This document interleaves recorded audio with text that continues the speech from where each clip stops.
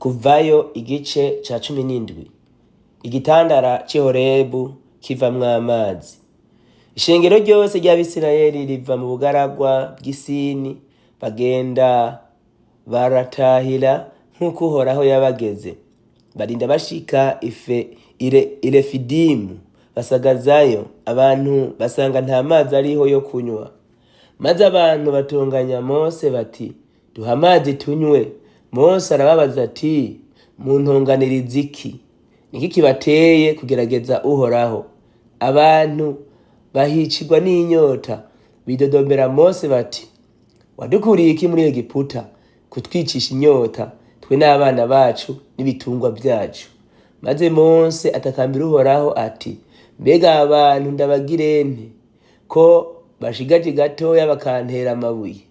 Uhoraho abarira Mose ati, ca imbere y'abantu ujane bamwe mu bakuru b'Abisirayeli, witwaze na ya nkoni wakubitishije rwa ruzi, ugende. Eheraba nanje ndahagarara imbere yawe hariya ku gitandara c'i Horebu, nawe uheze uje gukubita ico gitandara, amazi aca yisuka ave muri cyo, abantu banywe. Nuko Mose abikora atyo imbere y'abakuru b'Abisirayeli, yita aho hantu Masa na Meriba, kuko Abisirayeli bamutonganije kandi kuko bagerageje Uhoraho bakabaza ngo, mbega Uhoraho ari muri twebwe canke ntari muri twebwe? Abamaleki batera Abisirayeli. Maze haza Abamaleki baterera Abisirayeli Irefidimu. Mose abarira Yosuwa ati, dusobanurira abantu ubajane mugwanye Abamaleki, nanje ejo nzohagarara ku mpinga y'umusozi nitwaje ya nkoni y'Imana. Yosuwa agira nk'uko Mose yamubariye nyene, aja kugwanya Abamaleki. Mose na Aroni na Huri baraduga baja ku mpinga y'uwo musozi. Maze Mose iyo amanitse amaboko, Abisirayeli baranesha, ngo ayamanure Abamaleki bakanesha. Maze amaboko ya Mose araruha, babira ibuye bararimutega, aryicarako. Aroni na Huri bagumya amaboko yiwe, umwe ku ruhande rumwe uwundi ku rundi. Amaboko yiwe araguma gushitsa izuba rirenze. Yosuwa aririkisha inkota abantu bose b'Abamaleki. Uhoraho abarira Mose ati, niwandike ivyo mu gitabo bibe icibutso, ubibarire Yosuwa ubimwumvishe yuko nzozimanganya ukumenyekana kw'Abamaleki bibagirane mu bo munsi y'ijuru bose. Maze Mose yubaka igicaniro acita Yehova Nisi, aravuga ati, Uhoraho yamanitse ukuboko arahira kazogwanya Abamaleki kuva ku runganwe rumwe gushitsa ku rundi, bityo bityo. Kuvayo igice ca 18. Yetiro asanga Mose mu bugaragwa. Yetiro umuherezi w'Imidiyani, sebukwe wa Mose, yumva ivy'Imana yakoreye Mose n'Abisirayeli abantu bayo, kandi n'ingene Uhoraho yakuye Abisirayeli muri Egiputa. Nuko Yetiro sebukwe wa Mose azana Zipora muka Mose, uwo Mose yari yarashubije iwabo n'abahungu biwe bompi. Umwe muri bo se yari yamwise Gerushomu, kuko yaravuga ati, nabaye inyambukira mu gihugu kitari cacu. Uwundi yamwise Eliyezeri, kuko yavuga ati, Imana ya data yabaye umutabazi wanje, inkiza inkota ya Farawo. Nuko Yetiro sebukwe wa Mose aza aho Mose ari, amuzaniye abana n'umugore, amusanga muri bwa bugaragwa aho yarashinze ihema ku musozi w'Imana. Atuma ngo baje kubibarira Mose yuko sebukwe Yetiro aje amuzaniye umugore we n'abana biwe bombi. Mose arasohoka aja gusanganira sebukwe, akubita inkoro hasi, amugwa mu nda. Babazanya amakuru binjira mu ihema. Mose adondera sebukwe ibyo Uhoraho yakoze byose kuri Farawo n'Abanyegiputa, abahora Abisirayeli n'ibyabagoreye mu nzira byose, n'ingene Uhoraho yabakijije. Maze Yetiro aranezerwa n'ibyiza byose Uhoraho yakoreye Abisirayeli, kuko yabarokoye akabakura mu maboko y'Abanyegiputa.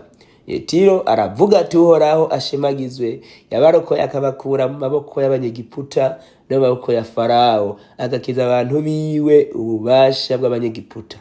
Noneho menye yuko uhoraho aruta izindi mana zose, ko yatsinze abanyegiputa bahora babihayagizako.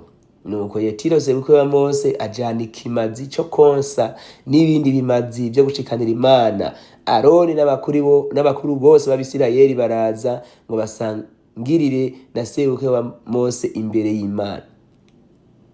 Yetiro agira Mose inama. Bukeye bwaho Mose aricara ngo acire abantu imanza. Abantu bahagarara bakikije Mose guhera mu gitondo gushitsa ku mugoroba. Sebukwe wa Mose amaze kwitegereza ibyo byose Mose akorera abantu, aramubaza ati ibyo ukora ni biki ukorera abantu? Niho igituma wicara ngaho uri umwe, abantu bose bagahagarara bagukikije guhera mu gitondo ugashitsa ku mugoroba? Mose yishura sebukwe ati ni kuko abantu baza kuri jewe ngo ndabasiguriza Imana, kandi iyo bafise ico bapfa baza kuri jewe ngacira urubanza umuntu na mugenzi we, nkabamenyesha amabwirizwa y'Imana n'ivyagizwe vyayo.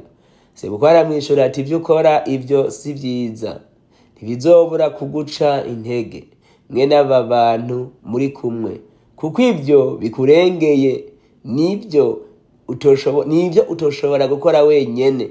None rero enda nyumviriza ndakugira inama, Imana iyigufashemwo, ube ari wewe mushikirwa w'amajambo y'abantu wo kuyajana ku Mana, kandi aba ari wewe ujana imanza zabo ku Mana, kandi aba ari wewe ubigisha amabwirizwa n'ivyagezwe no kubereka inzira bakwiye gucamwo n'ibikorwa bakwiye gukora.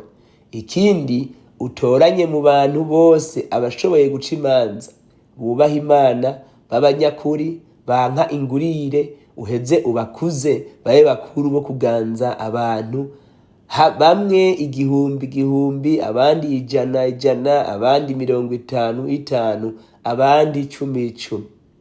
Aba ari bo bacira abantu imanza ibihe byose, nawe baze bahore bakuzanira urubanza rugoye, ariko urubanza rwose rutagoye aba ari bo baruca ubwabo. Ico nico kizokuremurura, nabo bazokugabanura ibikorwa. Nuko niwabigenza utyo, Imana ikabikwemerera, bizogushobokera, n'aba bantu bose bazohora bataha iwabo atamwikomo.